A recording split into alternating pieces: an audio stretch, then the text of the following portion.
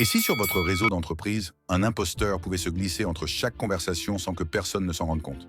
C'est exactement ce que permet l'ARP spoofing. L'ARP spoofing, ou usurpation ARP, consiste à mentir au réseau local pour tromper les machines.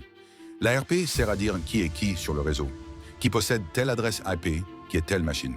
Quand un attaquant falsifie cet annuaire, il peut se faire passer pour n'importe qui et ainsi intercepter ou modifier les échanges entre des serveurs, des postes utilisateurs et même des équipements critiques. L'impact? Vol de mots de passe, espionnage, blocage d'accès, ou pire, une compromission totale du réseau. Imaginons une entreprise où tous les employés se connectent chaque matin à leurs outils grâce à un serveur central qui vérifie les identités via LDAP branché à la base Active Directory. Un matin, un attaquant réussit à s'infiltrer sur le réseau local. Il se fait passer pour le serveur Active Directory auprès du serveur d'authentification LDAP. Quand un utilisateur tente de se connecter, le serveur LDAP envoie sa demande d'authentification. Mais cette requête passe d'abord par l'attaquant.